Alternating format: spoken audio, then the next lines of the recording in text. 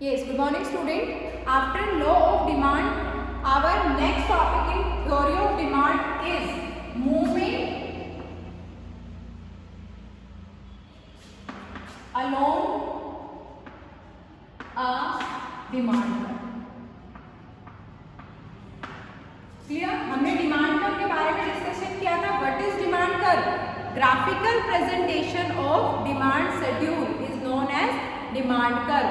आज का टॉपिक है movement along a demand curve. Movement का मतलब क्या होता है? शिफ्टिंग और चेंज द प्लेस. हमारा प्लेस चेंज होगा बट किसके होगा? Along a demand curve. Along का मतलब क्या होता है? के साथ. डिमांड कर्व के साथ साथ हमारा मूव हो जाना. लाइक अगर मेरी ये लाइन है तो मैं इसी लाइन में यहाँ खड़ी हूँ तो मैं जाऊंगी तो सही, प्लेस तो मेरा चेंज होगा but along the same line मुझे इसी लाइन को मैं चेंज करके यहाँ पहुँचूंगी. तो ये जो मेरा चेंजमेंट होता है इसको हम क्या नाम देते हैं? Movement along a demand curve. Movement along a demand curve का मतलब कि एक ही डिमांड कर्व के ऊपर मूवमेंट, हम एक ही चीज पे चलेंगे, हमें वहीं पे रहना है, मतलब लाइन हमारी सेम रहेगी बट हम अपना प्लेस चेंज कर लेंगे. पहले मैं यहाँ खड़ी थी और लाइन मेरी ये थी तो मैंने अपने रास्ते को नहीं बदला, मैं हूँ उसी लाइन पे बट मैं यहाँ से निकल के और यहाँ पहुँची. तो इसको हम क्या कहते हैं?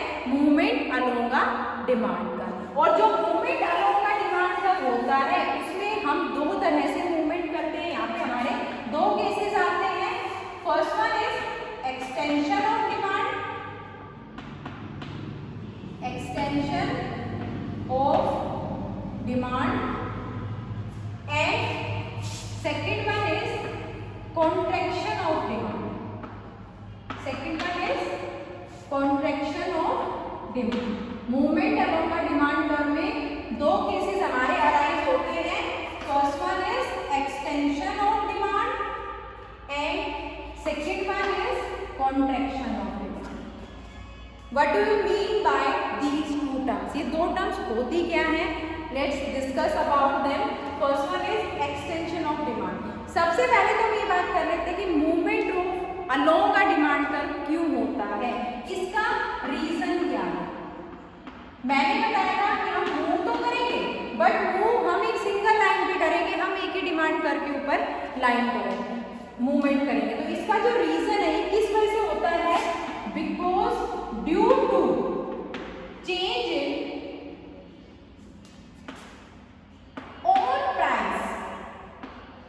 on price of a commodity.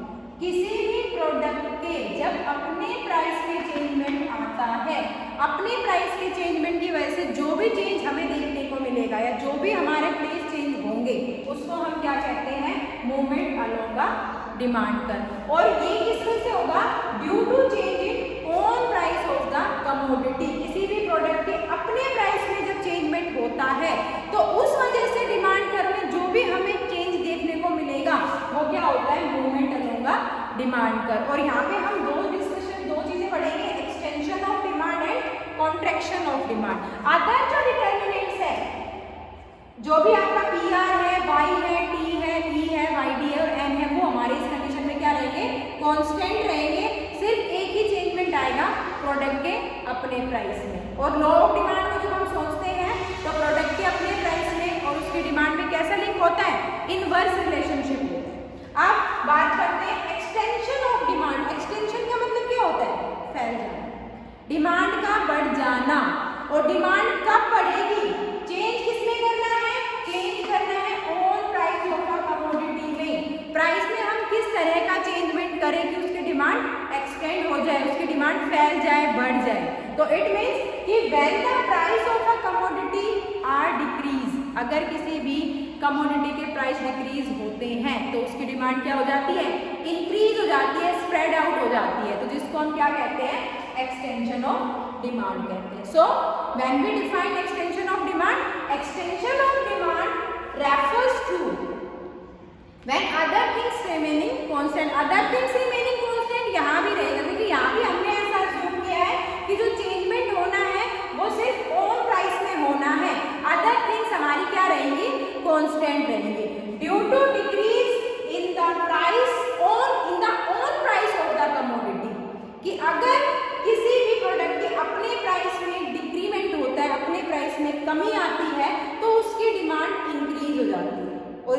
कहते हैं? Extension of demand. Clear? Due to decrease in own price of the commodity its demand will be increases और this is known as extension of demand. Like diagram से हम कैसे बताएंगे? Px price of commodity x, Qx quantity of commodity x। Price पहले 5 थे, एक pen पहले 5 रुपए का मिलता था, तो जब वो 5 रुपए का मिलता तो हम एक पेन लेके आते थे। जैसे ही प्राइस कम होके 1 हुए तो डिमांड क्या हो जाएगी? बढ़ जाएगी। अब पेन 1 रुपए का आने लग गया तो हमारी डिमांड कितनी की हो जाएगी? 5 की हो जाएगी। तो आप देखो कि जैसे ही प्राइस कम हुए डिमांड क्या हो गई? बढ़ गई, एक्सटेंड हो गई। इसको हम क्या कहते हैं? एक्सटेंशन ऑफ डिमांड कहते हैं। जब हम इसका डायग्राम बनाएंगे तो डायग्राम में देखना जो चेंज होगा वो अलोंग आ डिमांड कर्व होगा। हम किसी भी तरह हम चेंज तो करेंगे, प्लेस तो बदलेगा बट एक ही लाइन के साथ साथ बदलेगा। क्लियर? एक्स एक्सिस पे हम क्या शो करते हैं?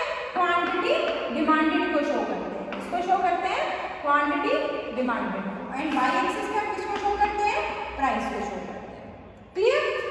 Demand 1 2 3 4 5 then prices 1 2 3 4 5 in the first case prices are 5। पहले केस में प्राइसेस कितने हैं? 5 और डिमांड कितनी है? 1। क्लियर? हम इस पॉइंट पे हैं, नेम द पॉइंट ए। कौन से पॉइंट पे हैं? ए पॉइंट पे। क्लियर? जैसे ही प्राइस हमारे कम होते हैं, प्राइस हमारे क्या हो गए? कम हो गए और प्राइस के कम होते ही डिमांड क्या हो गई? हमारी इंक्रीज हो गई। डिमांड कितनी हो गई? 5। Now comes to the next point, this is your point B. Clear? जब हम इसको अपनी स्केल से मैच करेंगे, आप इसको स्केल से स्टेट ऐसे मैच करोगे तो आप देखो आप एक ही डिमांड पर पहले ए पे थे और हम कहाँ पहुंच गए? बी पे पहुंच गए। क्लियर? लाइन सेम है, लाइन में बदलाव नहीं है, रास्ता वही है बट पहले हम जहाँ ए पे थे अब हम कहाँ चले गए? बी में चले गए। तो हमने क्या किया? एक ही डिमांड कर के ऊपर अपने प्लेस को चेंज कर दिया। This is known as extension of demand. इसको हम क्या कहते हैं? एक्सटेंशन ऑफ डिमांड के नाम से जानते हैं कि जो डिमांड है वो क्या हो गई? हमारी एक्सटेंड हो गई। और एक्सटेंशन ऑफ डिमांड के अगर हम कोज का बात करें कि एक्सटेंशन ऑफ डिमांड जो है उसके क्या कारण है, क्यों होता है extension of demand? Due to decrease in own price, due to decrease in own price of a commodity. जब किसी भी कमोडिटी के अपने खुद के प्राइस डिक्रीज होते हैं तो उससे क्या होता है? एक्सटेंशन ऑफ डिमांड होता है। Clear? Now comes to the second one. Second one is contraction of demand. Contraction का मतलब सिकुड़ जाना, कम हो जाना, और इसकी अपोजिट कंडीशन है डिमांड कब होगी? जब प्राइसेस बढ़ जाएंगे। बिकॉज जैसे ही प्राइसेस बढ़ेंगे तो according to law of demand, demand will be decrease, demand कम होगी। So Px price, Qx quantity. पहले प्राइस 1 थे, जब प्राइस 1 थे तो हम कितनी चीजें खरीदते थे? 5 यूनिट खरीदते थे। अब प्राइस बढ़ के 5 हो गए तो डिमांड क्या हो जाएगी? 1 हो जाएगी। डिमांड हमारी क्या हो जाएगी? कम हो जाएगी। इसको हम क्या कहते हैं? कॉन्ट्रैक्शन ऑफ डिमांड कहते हैं। अब जब हम इसका डायग्राम बनाएंगे सेम वही बनेगा हमारा। यहाँ पे हम एक्स एक्सिस पे क्या शो करेंगे? क्वांटिटी डिमांडेड को शो करेंगे and on the Y axis we shows the prices. Clear?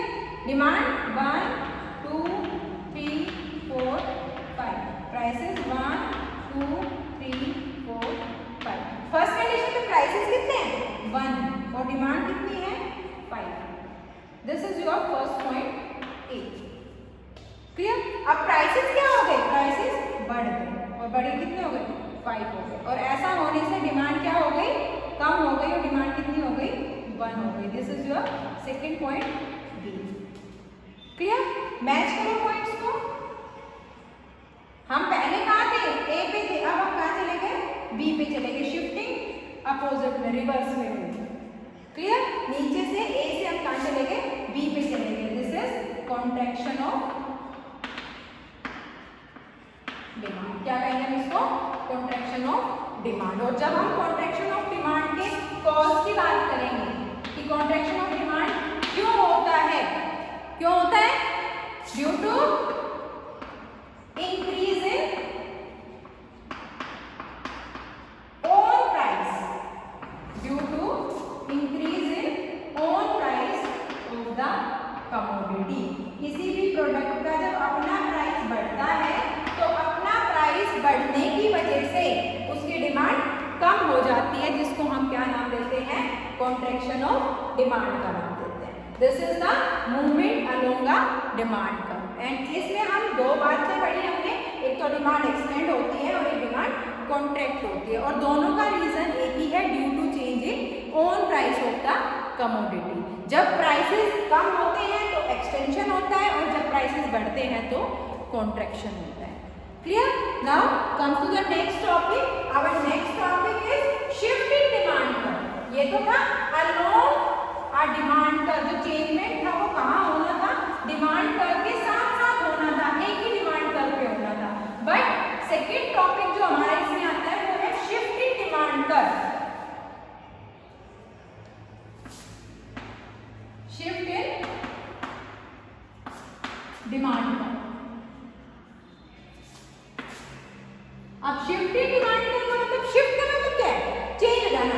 मैं इस रास्ते से आ रही थी, ठीक है, मैंने क्या किया, रास्ता ही बदल दिया, यहाँ चली गई, तो चेंजमेंट तो हुआ बट मेरा जगह ही चेंज होगी। मैं अब वहीं पे उसी लाइन पे सीधे सीधे चली नहीं आ रही, मैंने रास्ता ही बदल लिया है। पहले यहाँ से आपके पास मैं ऐसे आ रही थी, अब मैं सीधे नहीं आ रही, मैं यहाँ से चेंज होके और अब मैं आपके पास यहाँ से आ रही हूँ। तो वो क्या है, मेरा शिफ्ट इन डिमांड कर्व होता है। और शिफ्ट इन डिमांड कर्व में भी हमारे पास दो ही टॉपिक आते हैं, जैसे उसमें एक्सटेंशन और कॉन्ट्रैक्शन था, यहाँ पे हमारे दो टॉपिक कौन से आएंगे, first one is increase in demand, increase in demand, and second one is decrease in demand, decrease in demand. Clear? Shift in demand curve में हम दो टॉपिक पे डिस्कस करेंगे, first one is increase in demand and second one is decrease in demand. Let's सबसे पहले बात करते हैं कि शिफ्ट इन डिमांड कर्व होता क्यों है। सबसे पहले हमने movement along the demand curve क्यों होता है, due to change in own price of the commodity. और जब हम इसकी बात करते हैं, इसके अंदर हम रीजन की बात करते हैं कि शिफ्टिंग क्यों होती है, क्या रीजन है, तो ये क्या होगा, due to change in other factors, change in other determinants rather than own price, rather than own price of commodity। किस वजह से होता है कि own price of commodity को छोड़ के बाकी के जो डिटर्मिनेंट्स हैं, जब उनमें बदलाव आता है, उनमें जब चेंजमेंट आता है, तो उस वजह से क्या होता है, शिफ्ट इन डिमांड कर्व होता है। क्लियर? हमने डिमांड फंक्शन पढ़ा था ना, Px is equal to function of Px PR by T E by D and N। ये थे जो एक्सटेंशन और कॉन्ट्रैक्शन में क्यों होता है, जब ये चेंज होता है Px own price of the commodity, और उस कंडीशन में बाकी के सारे क्या रहते हैं, कांस्टेंट रहते हैं। जबकि शिफ्टिंग इंक्रीज इन डिमांड और डिक्रीज इन डिमांड क्यों होती है, जब ये सारे क्या हो, चेंज हो, और जो हमारा ओन प्राइस है वो क्या हो, constant. Clear? Own price of the commodity same होने पर भी जब भी डिमांड में कोई भी चेंजमेंट आ जाए तो उससे क्या होता है, शिफ्ट इन डिमांड कर्व होता है। Clear? Let's discuss in detail. First one is increase in demand. Increase in demand means कि when price own price of a commodity is same, कि अगर किसी भी प्रोडक्ट के अपने प्राइसेस सेम हो और अपने प्राइस सेम होने के बाद भी उसकी डिमांड इंक्रीज हो जाए तो उसको हम क्या कहेंगे, इंक्रीज इन डिमांड कहेंगे। Prices are same, price same है, सिर्फ डिमांड इंक्रीज हुई है। इट मींस कि यहाँ मैं पीएच डालती हूँ, price of a commodity X, then quantity of commodity X. Prices are same, prices मेरे पहले भी 10 थे, जब प्राइसेस 10 थे तो मेरी डिमांड 20 थी,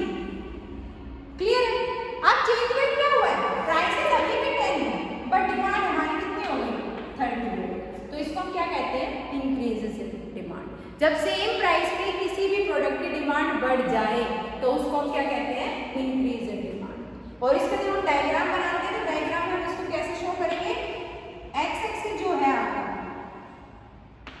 उस पे हम किसको शो करते हैं, क्वांटिटी डिमांडेड, किसको शो करते हैं, quantity demanded. And on the Y axis हम किसको शो करते हैं, प्राइस को शो करते हैं। डिमांड देखिए 10, 20, 30, 40, क्लियर। प्राइसेस 5, 10, 50। अब फर्स्ट केस देखिए, प्राइसेस कितने हैं 10 और डिमांड कितनी है 5। प्राइसेस हमारे क्या हैं 10 और डिमांड कितनी है 20। ये पॉइंट है, क्लियर।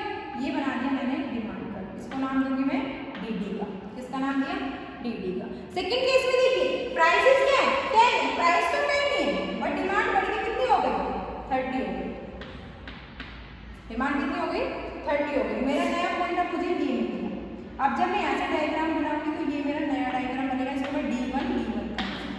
अब देखिए शिफ्टिंग हो गई, हम D से कहाँ चले गए, D1 पे चले गए। तो इसको हम क्या नाम देते हैं, इंक्रीज इन डिमांड का। एंड रिमेंबर वन थिंग कि जहाँ भी इंक्रीज होगा डिमांड या सप्लाई की भी हम बात करेंगे आगे जाके, जहाँ भी इंक्रीज की बात आती है तो हमेशा जो कर्व है वो राइट साइड में शिफ्ट होगा। जैसे अब मैंने ये कर्व ऐसे बनाया था DD, तो जैसे इंक्रीज हुआ मेरा कर्व राइट साइड में शिफ्ट हो गया। अगर डिक्रीज होता है तो लेफ्ट में शिफ्ट होता है और इंक्रीज होता है तो राइट में शिफ्ट होता है। अब देखिए कि सेम प्राइसेस सेम थे बट डिमांड 20 से क्या हो गई 30 हो गई। इसको हम क्या नाम देते हैं, इंक्रीज इन डिमांड का नाम देते हैं। और अगर हम इंक्रीज इन डिमांड की कॉजेस की बात करें कि जो इंक्रीज इन डिमांड है वो क्यों होता है, because change in other factors की चेंज की वजह से। लाइक सबसे पहला फैक्टर हमारा प्राइस ऑफ रिलेटेड गुड्स था।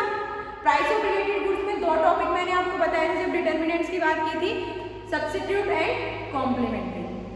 अब सब्स्टिट्यूट का इफेक्ट कैसा था, पॉजिटिव इफेक्ट था कि अगर सब्स्टिट्यूट गुड के प्राइस बढ़ जाए, पेप्सी अगर महंगी हो जाए तो कोक की डिमांड एग्जिस्टिंग प्राइस पे भी क्या हो जाएगी, बढ़ जाएगी। क्योंकि जो लोग पेप्सी पीते थे वो पेप्सी नहीं पियेंगे, क्या पियेंगे, कोक पियेंगे, क्योंकि दोनों सब्स्टिट्यूट गुड्स है। तो इसमें फर्स्ट कोज क्या निकला, due to increase in the price of substitute goods. Clear? This is your first reason of increase in demand कि substitute good के प्राइस बढ़ गए, वो महंगा हो गया, तो जो लोग पहले वो दूसरे सब्स्टिट्यूट लेता था वो हमारे प्रोडक्ट को और ज़्यादा खरीदने लग गया। हमारे प्राइसेस हमने सेम रखे हैं, सिर्फ सब्स्टिट्यूट महंगा हो गया। तो सब्स्टिट्यूट महंगा हो गया तो लोगों ने उसको छोड़ दिया, जो उसको लेते थे उन्होंने भी उसको छोड़ दिया, वो हमारे प्रोडक्ट को खरीदने लग गए। तो एग्जिस्टिंग प्राइस पे हमारे प्रोडक्ट की डिमांड क्या हो गई, इंक्रीज हो गई। Now comes to the second cause. Second one is complementary good के साथ कैसा लिंक था, नेगेटिव लिंक था। पेट्रोल सस्ता हो गया, तो पेट्रोल अगर सस्ता हो गया तो सेम प्राइस पे पेट्रोल की गाड़ियों की डिमांड क्या हो जाएगी, बढ़ जाएगी। तो second cause is due to decrease in price of complementary goods. Price of complementary goods कि अगर कॉम्प्लीमेंट्री गुड्स के प्राइसेस डिक्रीज हो जाते हैं तो उससे भी क्या होता है, हमारा इंक्रीज इन डिमांड होता है। एग्जिस्टिंग प्राइस पे ही प्रोडक्ट की डिमांड क्या हो जाती है, बढ़ जाती है। Clear? Now third one is, third factor, second हमारा फैक्टर पे आ गया। ये दोनों जो थे ये प्राइस ऑफ रिलेटेड गुड्स के पार्ट थे, ये किसको दिखाते हैं, पीआर को दिखाते हैं। पीआर में चेंज कर दिया हमने, सब्स्टिट्यूट को इंक्रीज कर दिया, कॉम्प्लीमेंट्री को डिक्रीज कर दिया। अब सेकंड कंपोनेंट पे आओ, Y, income of the consumer due to increase, due to increase in consumers income कि अगर कंज्यूमर की इनकम इंक्रीज हो जाती है। एक कंज्यूमर है पहले 5,000 रुपये कमाता था, तो 5,000 में जैसे ही वो मार्केट जाता है वो एप्पल खरीदता है, 100 रुपीज़ के उसके 1 kg एप्पल आते हैं। अब वो 1 kg एप्पल जो है अपने घर लेके चला जाता है। अब उसकी इनकम 10,000 रुपये हो गई, इनकम उसकी 10,000 हो गई। एप्पल के रेट सेम है 100 बट इनकम डबल हो गई, तो एप्पल भी वो कितनी लेगा, 2 kg लेगा। एग्जिस्टिंग प्राइस पे एप्पल के जो रेट है वो, एप्पल की जो डिमांड हो क्या हो जाएगी, इंक्रीज हो जाएगी। This is your second determinant 1। Clear? Now comes to the fourth one. इसके बाद जो हमारा डिटरमिनेंट था वो क्या था, टी, टेस्ट एंड प्रीफरेंसेस, लोगों को क्या पसंद है।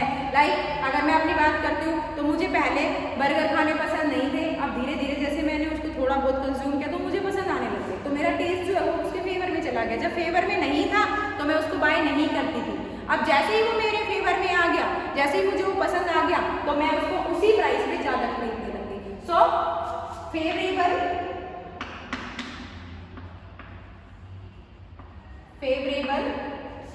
taste and preferences, favorable taste and preferences. Clear? This is your next one, taste and preferences.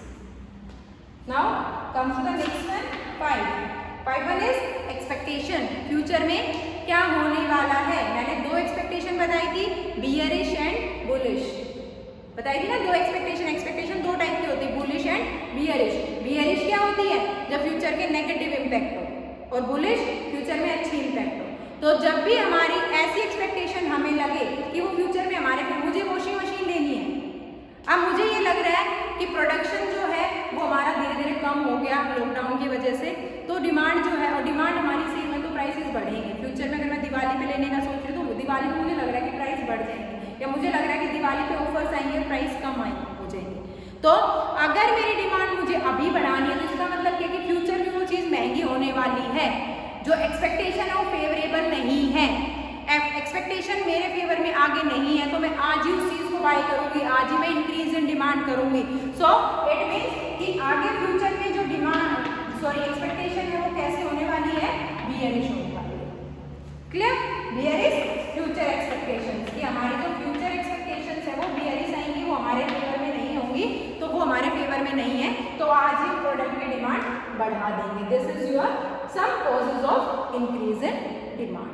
ठीक है, इसमें देखो own price of the commodity का कहीं कोई जिक्र नहीं है, उसको छोड़ के बाकी के सारे फैक्टर्स को मैंने चेंज किया। आपको इस हिसाब से चेंजमेंट करना है कि वो चीज़ आपके फेवर में आ जाए और आप उसको डिमांड को बढ़ा दो। This is your increase in demand. Now comes to the second topic. Second topic is decrease in demand. Second topic is decrease in demand. अब डिक्रीज इन डिमांड की मैं बात करूं, अब इंक्रीज इन डिमांड का अपोजिट है decrease in demand. जो भी हमारे इंक्रीज इन डिमांड हमने अभी डिस्कस किया है उसका अपोजिट क्या होता है आपका, decrease in demand. It means कि जब सेम प्राइस पे किसी भी प्रोडक्ट की डिमांड कम हो जाती है तो उसको हम क्या कहते हैं, decrease in demand. Like prices हमारे 10 थे, डिमांड हमारी 20 थी। प्राइसेस अभी भी हमारे 10 है, डिमांड हमारी क्या है 20, तो इसको हम क्या कहते हैं, डिक्रीज इन डिमांड कहते हैं। क्लियर? जब भी हम इसका डायग्राम बनाएंगे तो इसमें देखना कि जो शिफ्टिंग होगी वो लेफ्ट साइड में होगी। मैंने आपको अभी बताया थोड़ी देर पहले कि इंक्रीज में जब शिफ्टिंग होगी तो राइट साइड में होगी, और डिक्रीज में जब शिफ्टिंग होगी तो वो हमारे लेफ्ट साइड में होगी। यहाँ पे हम क्वांटिटी को शो करते हैं, क्वांटिटी डिमांडेड, और यहाँ पे हम किसको शो करते हैं, प्राइस को शो करते हैं। क्लियर? Quantity 10, 20, 30, 40, prices 5, 10, 15। फर्स्ट से देखिए प्राइसेस कितने हैं हमारे, प्राइसेस है हमारे 10 और डिमांड कितनी है 30। प्राइसेस हमारे 10 है और डिमांड कितनी है 30। This one make a diagram, this is your D. Clear? अब सेकंड देखिए, प्राइसेस 10 नहीं है बट डिमांड कितनी हो गई 20 हो गई। प्राइसेस तो हमारे 10 ही है बट डिमांड अब कितनी हो गई 20 हो गई। अब हमारा नया डायग्राम ये बनेगा D1 D। क्लियर? डिमांड पर शिफ्ट हो गया लेफ्ट साइड में। This is your decrease in demand. Same price पे हमारी डिमांड क्या हो गई, डिक्रीज हो गई। अब यहाँ से देखिए कि एग्जिस्टिंग डायग्राम मेरा ये था और नया डायग्राम मेरा लेफ्ट साइड में शिफ्ट हुआ है, तो जब भी डिक्रीज होगा तो डायग्राम हमेशा लेफ्ट में शिफ्ट होगा। Clear? This is your decrease in demand. अब अगर मैं डिक्रीज इन डिमांड की कॉजेज की बात करूँ, causes of decrease in demand, opposite of increase in demand. Increase in demand के जो भी कॉजेज थे, डिक्रीज इन डिमांड के कॉजेज उसके अपोजिट होंगे। लाइक सबसे पहले हमने रिलेटेड गुड्स की बात की थी, substitute effect, positive effect. Substitute good के प्राइसेस अगर बढ़े थे तो इंक्रीज इन डिमांड आया था। अगर सब्स्टिट्यूट गुड्स के प्राइस घट जाएंगे तो क्या क्योंकि पेप्सी सस्ती हो गई कोक के कंपैरिजन में। तो कोक ने अपने रेट सेम रखे बट फिर भी लोग किधर मूव कर गए, पेप्सी की तरफ मूव कर गए, कोक को खरीदना उन्होंने कम कर दिया। ठीक है, तो first cause is due to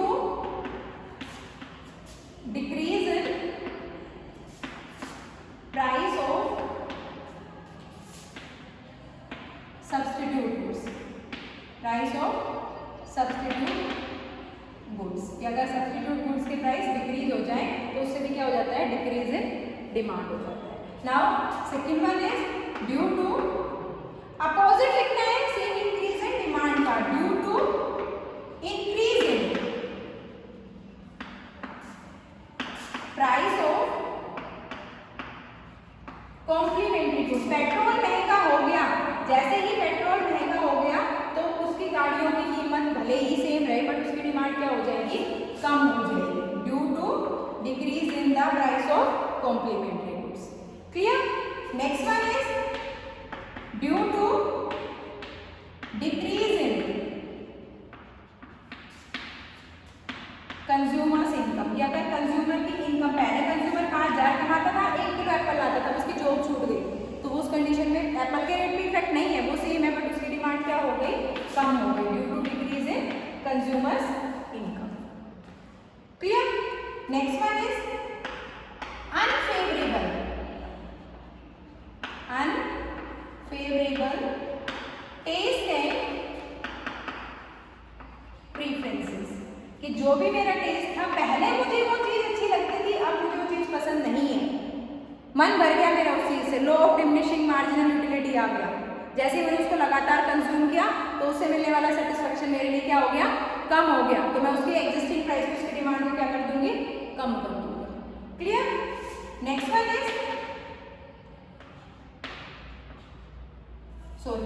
next one is favourable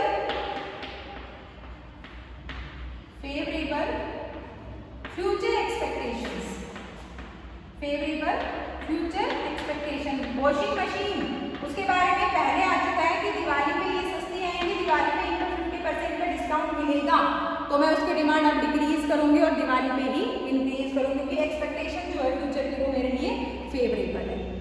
clear? Next one is, अगर मैं बात करती हूँ नंबर ऑफ बायर्स के बारे में, तो डिक्रीज इन डिमांड है। पहले मेरे पास 11th में 20 स्टूडेंट्स थे, 25 स्टूडेंट्स थे, 12th में कुछ स्टूडेंट्स कट ऑफ कर गए, निकल के चले गए, अब 3 बच्चे चले गए 22 बचे, तो डिमांड क्या हो जाएगी, बुक्स की कम हो जाएगी। So due to decrease in number of buyers, कि अगर नंबर ऑफ बायर्स में डिक्रीमेंट आ जाए तो उससे भी क्या आता है मेरा, decrease in demand. This is all over about your shift in demand का। क्लियर? हमने 2 टॉपिक पढ़े, increase in demand and decrease in demand. Thank you बेटा।